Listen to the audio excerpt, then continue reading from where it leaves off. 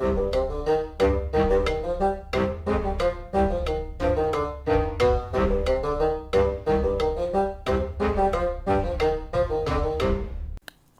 back, guys. We're with the dealing with the heroes of Loudwater again, and we determined that just short of a week had taken place since we'd found the Phoenix egg, and we'd returned it to Loudwater and given it to Commander Ashley.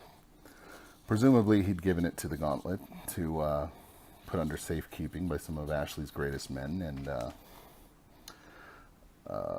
let's see. Wolle, the half-orc warrior, the guard of Loudwater, had been tasked with finding myself, Cormac, and my brother, Corbin. And we were studying at the temple, as dwarves are wont to do.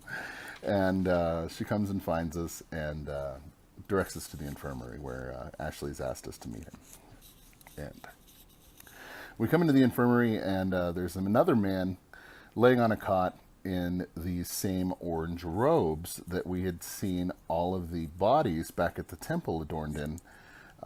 And presumably this man's of the temple as well.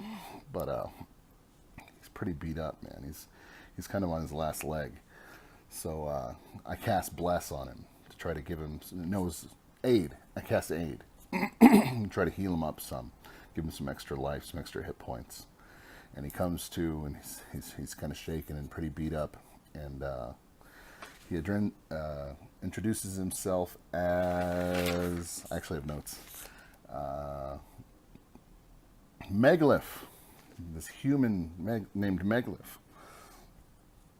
And he's actually a warlock, but he's been indoctrinated, or he's joined this temple to try to help protect this Phoenix egg that he'd been tasked to protect. And he tells us, yeah, they were attacked. Everything was bad. It was horrible. We saw the repercussions of it. We dealt with the bad guys. We know what he was talking about. And Ashley's men had actually found him southeast of town, just kind of wandering, looking, just beaten to hell, just not doing well at all. And so they brought him to the infirmary. And he asks us. We tell him, yeah, we saw your temple. We actually followed the ruffians that beat you guys up and killed your other followers, unfortunately. And we handled them, and we saved the Phoenix egg. And he goes, oh, well, wonderful. Well, where is it? I've been tasked to protect it. I need that egg. And so, we gave it to Commander Ashley. It's not our egg, and it's not your egg anymore. So he goes, no, that's not going to do. That's not going to do at all. So we make our way to meet Commander Ashley and see if we can get this egg back to its proper protectors and maybe a more safe place than it was before. And as we go talk to Ashley, this mountain of a man, me, Cormac, and my brother Corbin, these little dwarves, who are very, very proud of themselves, dwarves are, And Ashley goes, well, this guy clearly can't protect it by himself. He didn't do a very good job before, and there were 6 of them. So maybe you should go to another temple of this same deity and find somebody a little bit more well-suited to protect this egg.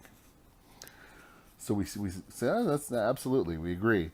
So we make off, and we make, what did we do? We decided to find a boat. We took a boat from Loudwater. We commissioned a captain to pilot us down the river and get us to Daggerford. He says it'll take us 3 days. And of course, he charges us by the head. This guy's kind of a shice to start with. He charges us 3 gold apiece per day. It's going to take 3 days, so 9 gold per person. There's 7 of us. This guy's making off like a champ. And we start heading down the river. And everything's good. He's got a full crew, and we're hanging out in the bottom of this boat, and we're in the mess hall. We're eating. There's 5 other passengers for the ride as well, and we're making our way downriver. And after 2 days of pretty simple life, living our way down this the riverboat, all of a sudden there's a loud crash, and the whole boat lurches. Just insanity. And so Corbin and myself, Cormac, we decided to go up onto the deck and find out what the heck's going on.